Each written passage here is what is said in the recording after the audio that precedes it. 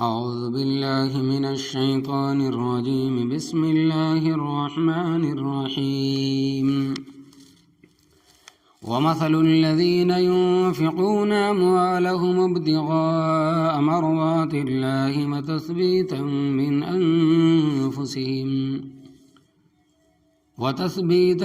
من أنفسهم كمثل جنة بربوة أصابها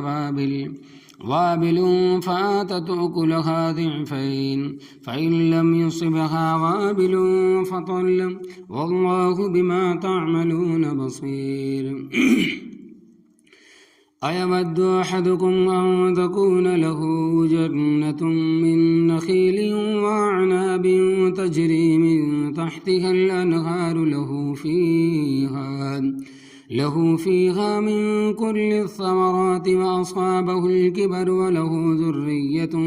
ضعفاء فأصابها إعصار فيه نار فاحترقت كذلك يبين الله لكم الآيات لعلكم تتفكرون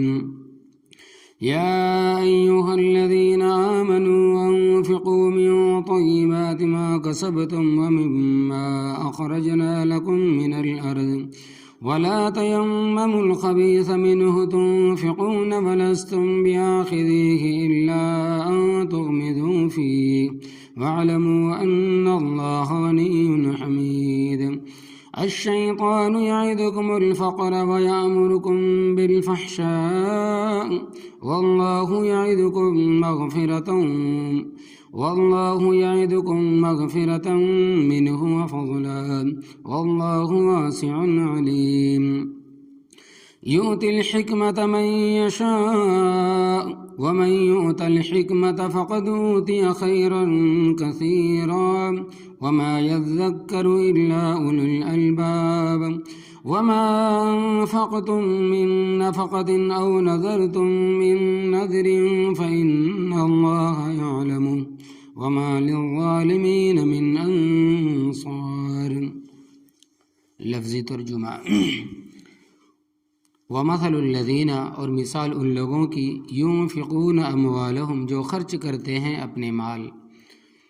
ابتغاء مرضات اللہ، اللہ تبارک و تعالیٰ کی رضا حاصل کرنے کے لیے، وتثبیتا من انفسہم،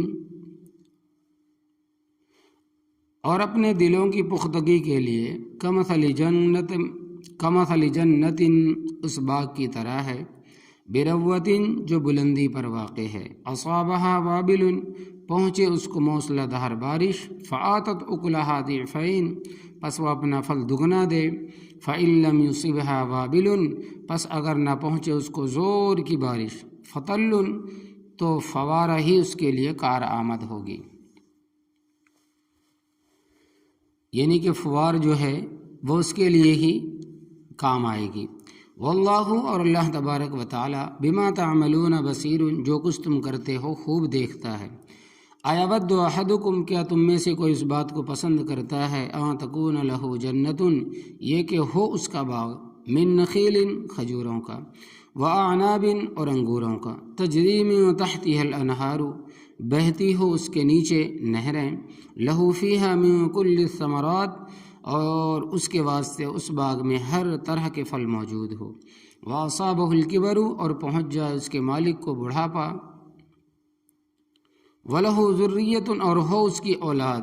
ضعفاء، کمزور، فَأَصَابَهَا إِعْصَارٌ، پس پہنچے اس باغ کو بغلا، فَأَصَابَهَا إِعْصَارٌ، پس پہنچے اس باغ کو بغولا، فیہ نار، اس میں آگ ہو، فاحترقت، پس وہ بغولا اس کو جلا دے، کذالک، اسی طرح، یبین اللہ، بیان کرتا ہے اللہ تبارک و تعالی، لکم، تمہارے واسطے، الآیات، احکامات، لعلکم تتفکرون، تاکہ تم غور اور فکر کرو۔ یا ایہا الذین آمنو، اے لوگو جو ایمان لائے ہو، انفقو، خرچ کرو تم، من طیبات، پاکیزہ چیزیں، ما کسبتم، وہ جو تم نے کمائی ہے، ومما اخرجنا لکم، اور اس میں جو ہم نے تمہارے لیے نکالی ہے، من الارض، زمین سے، ولا تیمموا الخبیث منہ، اور نہ ارادہ کرو ادنا چیز کا اس سے،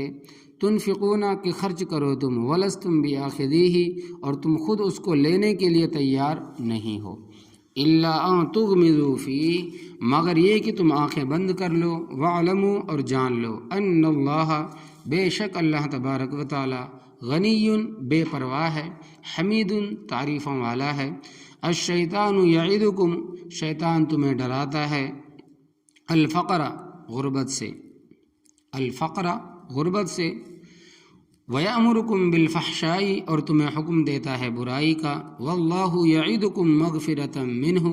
اور اللہ تبارک و تعالیٰ تمہارے ساتھ وعدہ کرتا ہے مغفرت کا اپنی طرف سے، وَفَضْلًا اور فضل کا، وَاللَّهُ وَاسِعٌ اور اللہ تبارک و تعالیٰ کشائش والا ہے، کشادہ کرنے والا ہے، علیم جاننے والا ہے، یؤتی الحکمت اللہ تبارک و تعالیٰ حکمت عنایت کرتا ہے، من یشاء جس کو چاہتا ہے، ومن یؤت الحکمت اور جس کو حکمت اور دانائی ملی،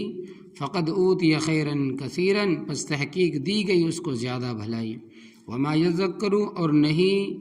نصیحت حاصل کرتے الا اولو الالباب مگر عقل مند، وما انفقتم اور جو چیز تم خرچ کرتے ہو، من نفقت کوئی بھی خرچہ،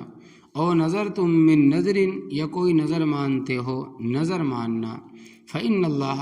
پس بے شک اللہ تبارک و تعالی یعلمہ اس کو چاہتا ہے، وما اور نہیں ہے للظالمین من انصار ظالموں کا کوئی مددگار۔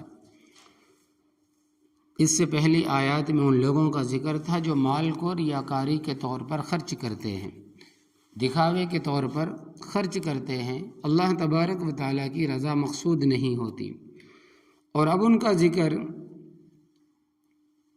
جو اپنے مال اللہ تبارک و تعالیٰ کی رضا کے لیے خرچ کرتے ہیں ان کا ذکر ہے۔ فرمایا کہ وَمَثَلُ الَّذِينَ اور مثال ان لوگوں کی يُنْفِقُونَ أَمْوَالَهُمْ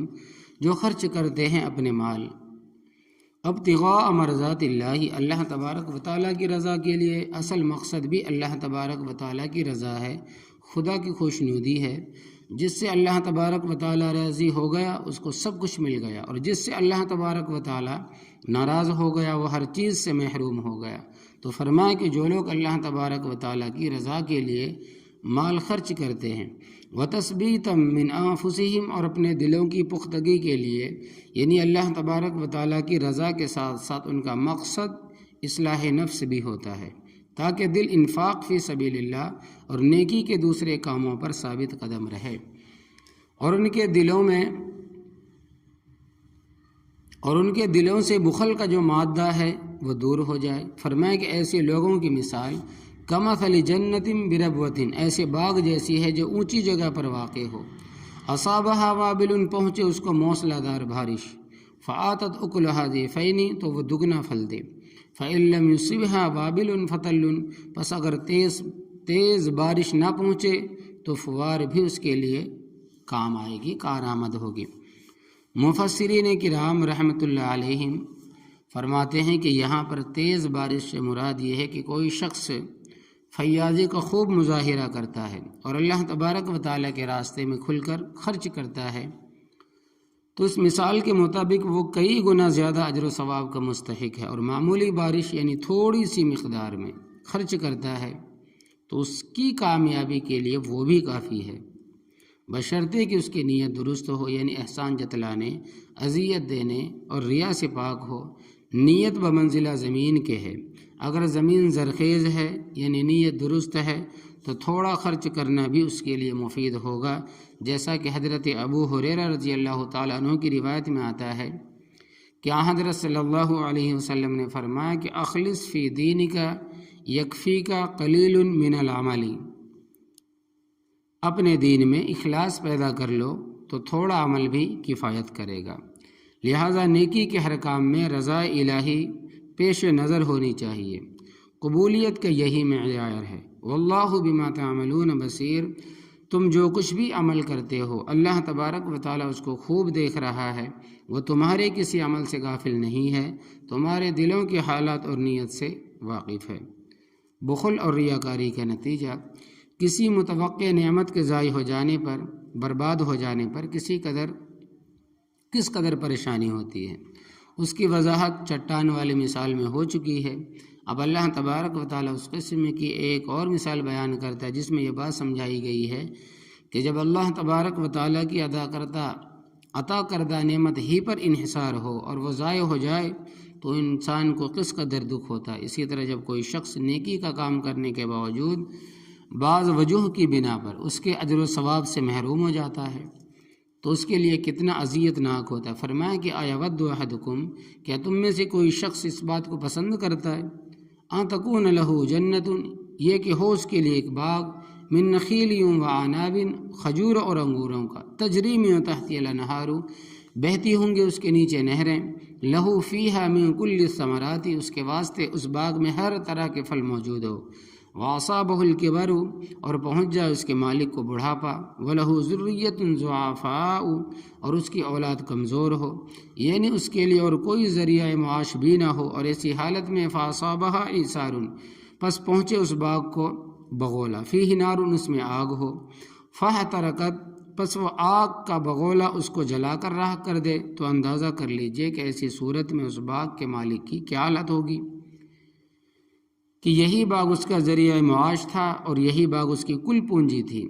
جس پر اس کا اور اس کی اولاد کا انحصار تھا، دار و مدار تھا۔ جب یہی سارا جل کر راکھ ہو گیا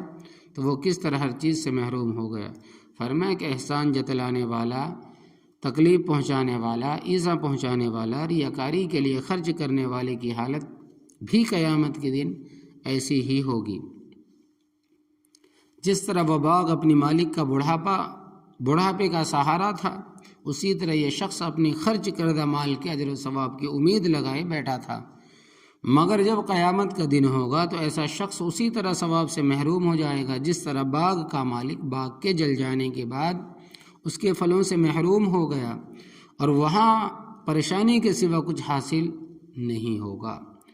فرمایا کہ کذالک یبین اللہ لکم الآیات، اسی طرح بیان فرماتے ہیں اللہ تبارک و تعالی تمہارے واسطے احکامات، لعلکم تتفکرون، تاکہ تم غور بھی کرو، فکر بھی کرو اور اچھی اور بری چیز کا امتیاز کر سکو۔ صدقات کے باقی رہنے کے متعلق 3 شرائط کا پہلے ذکر ہو چکا ہے کہ کسی کو خیرات دے کر نہ تو اس پر احسان جتلایا جائے، نہ اسے تکلیف پہنچائی جائے، اور نہ خرچ کرتے وقت ریاکاری کا عنصر شامل ہو۔ آج کے درس میں باقی رہنے کی جو 4تھی شرط مال کی پاکیزگی کا بیان ہے۔ فرمایا کہ یا ایھا الذین آمنوا، اے وہ لوگو جو ایمان لائے ہو، انفقوا، خرچ کرو تم، من طیبات، پاکیزہ چیزیں، ما کسبتم، وہ جو تم نے کمائی ہے، گویا قبولیت صدقہ کے لیے، یعنی صدقے کے قبولیت کے لیے یہ بھی ایک شرط ہے کہ صاف ستھری اور بہتر چیز اللہ تبارک و تعالیٰ کے راستے میں دی جائے۔ مفسرین کرام رحمۃ اللہ علیہ نے طیبات کی تفصیل میں 2 چیزیں بیان کی ہے، ایک یہ کہ وہ مال حلال ہو، حرام مال سے ادا کردہ صدقہ قابل قبول نہیں ہے۔ مثال کے طور پر اگر کوئی شخص چوری، ڈاکہ یا رشوت کا مال صدقہ کرتا ہے تو وہ بارگاہ عزت میں کیسے قبول ہوگا، بارگاہ خداوندی میں کیسے قبول ہوگا، بلکہ ایسا کرنے سے الٹا گنہگار ہوگا۔ مسند احمد کی روایت میں ہے کہ جو شخص حرام کی کمائی کی خوراک کھائے یا لباس پہنے، جو شخص حرام کی کمائی کا خوراک کھائے یا لباس پہنے گا، نہ اس کی عبادت قبول ہوگی اور نہ اس کا صدقہ و خیرات قبول ہوگا۔ طیباتی کا دوسرا مفہوم یہ ہے کہ جو چیز تم اللہ تبارک و تعالیٰ کے راستے میں خرچ کرو وہ اعلیٰ اور بہتر بھی ہو، نکمی اور ردی نہ ہو۔ ایسا نہیں ہونا چاہیے کہ اچھی چیز اپنے لیے رکھ لی جائے اور کم تر چیز صدقات و خیرات میں دی جائے، یہ بھی مناسب نہیں ہے۔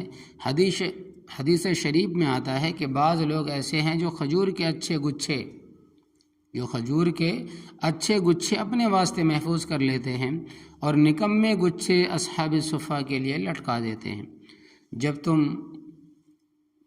خود ردی چیز کو پسند نہیں کرتے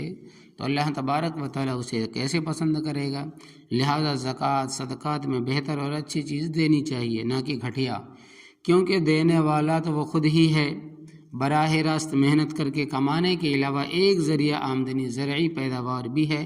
آگے اس کے متعلق فرمایا اس میں سے خرچ کرو، وَمَمَّا أَخْرَجْنَا لَكُم مِّنَ الْأَرْضِ، اور اس میں سے بھی خرچ کرو جو ہم نے تمہارے لیے زمین سے نکالا، مثلا گندم، جو، چاول، مکئی، باجرہ، دالیں، سبزی، ترکاری، جو چیز بھی زمین سے پیداوار ہوتی ہے اس میں عشر آئے گا۔ وَمِمَّا أَخْرَجْنَا لَكُم مِّنَ الْأَرْضِ سے مراد صرف فصل اور پھل ہی نہیں ہے بلکہ حکم سب چیزوں کے لیے، مثلاً پیاز، لہسن، گوبھی، آلو، مرچ، غرضے کہ جو چیز بھی زمین سے حاصل ہوتی ہے اس سے عشر نکالنا پڑے گا۔ مثلاً اگر کوئی چیز 10 کلو نکلتی ہے، 10 کلو نکلی ہے تو 1 کلو دینا پڑے گا۔ 10 پیازوں میں سے 1 پیاز دینا پڑے گا، 10 مرچوں میں سے 1 مرچ دینی پڑے گی، اگرچہ یہ چیزیں کسی نے گھر ہی میں کیوں نہ لگائی ہو ان میں سے بھی عشر دینا پڑے گا، کیونکہ قرآن پاک کے الفاظ ہے کہ وَمِمَّا أَخْرَجْنَا لَكُم، اور اس سے جو کچھ ہم نے تمہارے لیے نکالی ہے، پیدا کی ہے، من الارض زمین سے، تو جو زمین بھی زمین سے پیدا ہوتی ہے، جو چیز بھی زمین سے پیدا ہوتی ہے اس میں باقاعدہ عشر ہے۔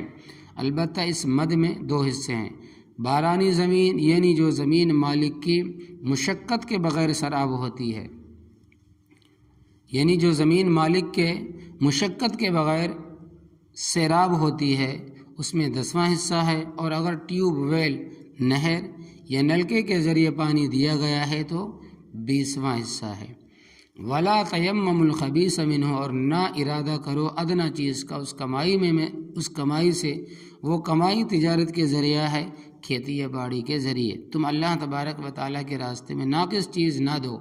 تنفقون خرچ کرو، وَلَسْتُمْ بِآخِذِيهِ، اور خود تم اس کو لینے کے لیے تیار نہیں ہو، إِلَّا أَن تُغْمِضُوا فِيهِ،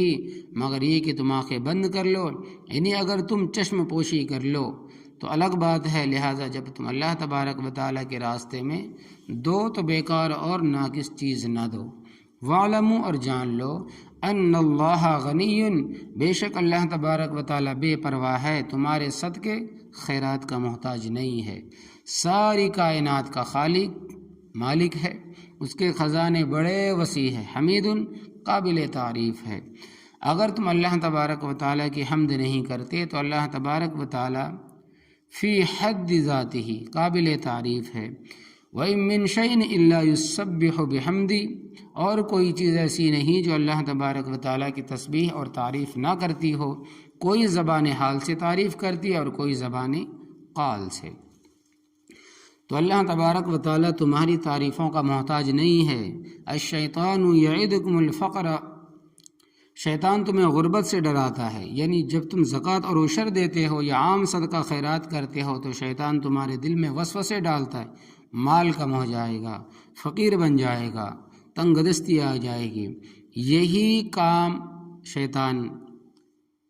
یہ کام وہی کرے گا جس کا ایمان کامل ہوگا، یعنی شیطان کروائے گا اور یہ شخص کرے گا، یہ کام وہی کرے گا جس کا ایمان کامل ہوگا، یعنی زکوٰۃ بھی دے گا، عشر بھی نکالے گا اور اللہ تبارک و تعالیٰ کے جتنے حقوق ہیں ادا کرے گا، اور اس پر شیطان کا کوئی اثر نہیں ہوگا۔ وَيَأْمُرُكُمْ بِالْفَحْشَاءِ، اور تمہیں حکم دیتا ہے برائی کا، برے کاموں پر دل کھول کر خرچ کرتے ہیں۔ دیکھو لوگ شادیاں کرتے ہیں، ان میں بینڈ باجے ہوتے ہیں، ڈھول تماشے ہوتے ہیں، ضرورت سے زیادہ روشنی ہوتی ہے، مرچوں اور کمکموں سے گلیاں سجائی جاتی ہیں، یہ سب تبذیر فضول خرچی ہے، اور قرآن کریم میں ہے کہ ان المبذرین کانوا اخوان الشیاطین، بے شک فضول خرچی کرنے والا شیطان کے بھائی ہیں۔ پھر عام رواج ہونے کی وجہ سے ان کو گناہ بھی نہیں سمجھا جاتا، کہتے ہیں کہ جی خوشی کا موقع ہے، اب نہیں کریں گے تو کب کریں گے؟ تو فرماتے ہیں کہ 3-4 دن ہو گئے، میں نے اخبار میں پڑھا کہ دلی کے علاقے میں ایک بوڑھی عورت فوت ہو گئی، اس کے تیجے پر دلی سے، یعنی کہ کہیں یو پی سے آس پاس سے دلی میں بھانڈ منگوا کر بھانگڑا ڈلوایا گیا، یعنی کہ ناچ گانا کروایا گیا، اور اس کا ثواب اس مائی کو پہنچایا گیا۔ یہ مسلمانوں کے کارنامے۔ اسی طرح آج سے چند سال پہلے اسی علاقے میں ایک بوڑھا فوت ہوا، اس نے مرتے وقت وصیت کی کہ میرے جنازے کے ساتھ ناچنے گانے والے ضرور ہوں، یعنی کہ ناچنے والا بھی گانے والا بھی، اور جو کنجریاں ہوتی ہے ناچنے والی وہ بھی ضرور ہو، یعنی کہ میرا جنازہ ڈھول کی تھاپ اور بھنگڑے کے ساتھ جائے۔ حضرت نے مسکرا کر فرمایا کہ وہ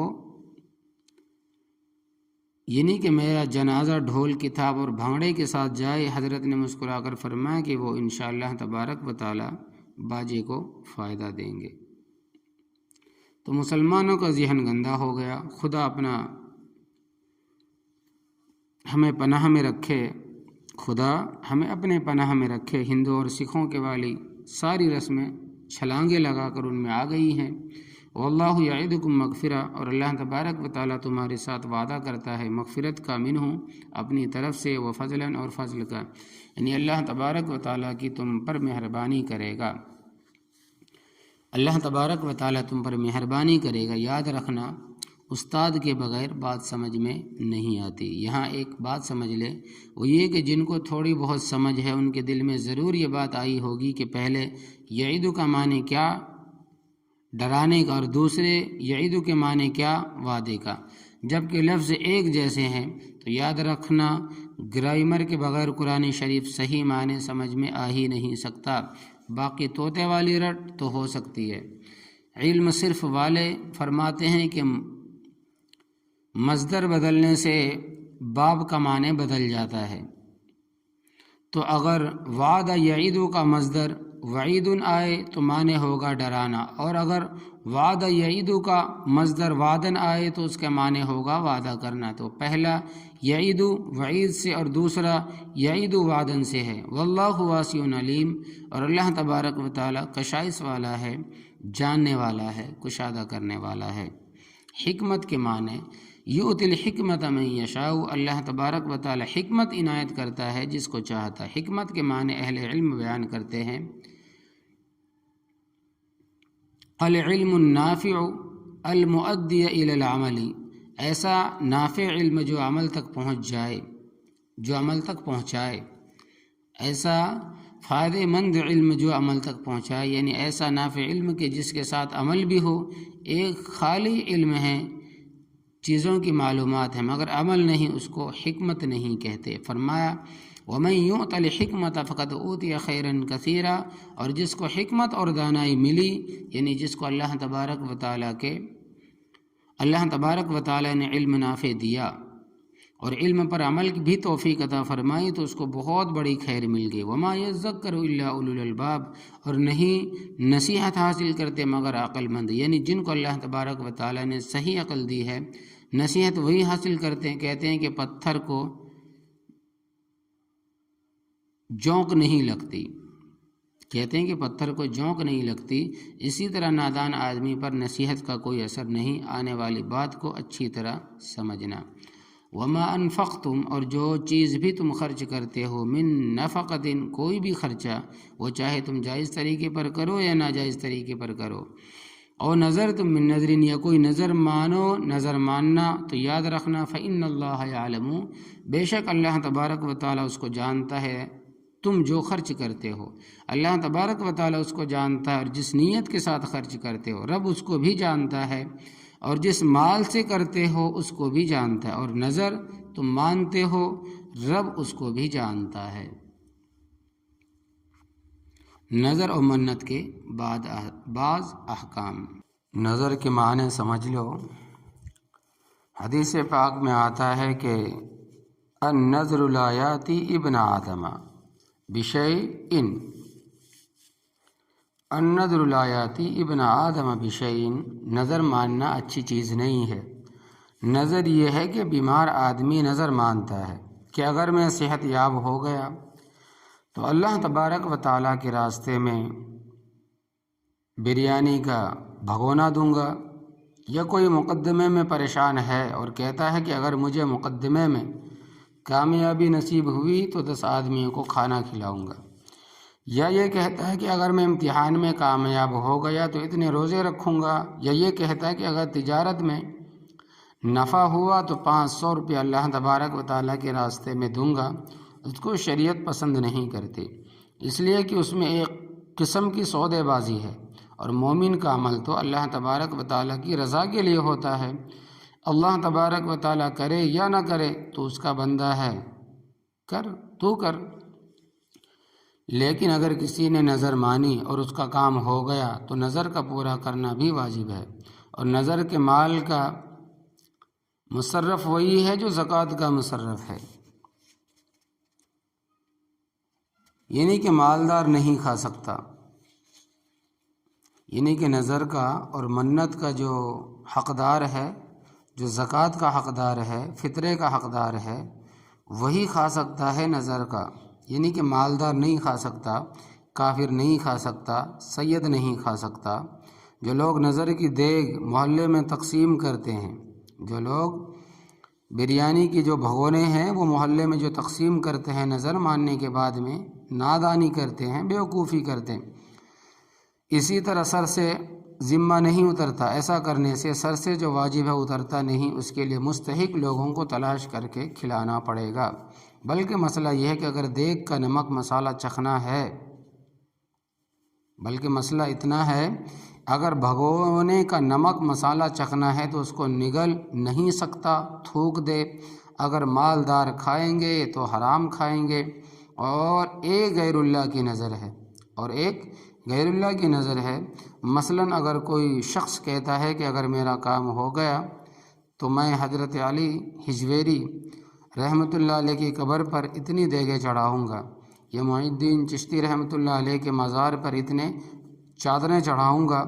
تو فقہائے کرام فرماتے ہیں کہ یہ قطعی کافر ہو گیا، بالکل کافر ہو گیا، اور اس کی بیوی کو طلاق ہو گئی، کیونکہ نظر عبادت ہے، اور عبادت مخلوق میں سے کسی کے واسطے جائز نہیں ہے۔ لوگ بڑا تعویل یہ کرتے ہیں کہ ہمارا مقصود تو اللہ تبارک و تعالیٰ کی رضا ہے، البتہ وہاں اس واسطے تقسیم کرتے ہیں، فقیر اکٹھے مل جاتے ہیں۔ بات یہ ہے کہ وہ لوگ حقدار نہیں ہیں، ان میں اکثر گندے عقیدے کے اور بے نماز ہوتے ہیں، پھر ان میں اکثر نشیڑی ہوتے ہیں، ان کو دینا کس طرح جائز ہے؟ فإن اللہ یعلم، پس بے شک اللہ تبارک و تعالیٰ اس کو جانتا ہے۔ وما للظالمین من انصار، اور ظالموں کا کوئی مددگار نہیں ہے۔ اللہ تبارک و تعالیٰ ہماری حفاظت عطا فرمائے، عمل کرنے کی اللہ تبارک و تعالیٰ ہمیں توفیق دے، آمین یا رب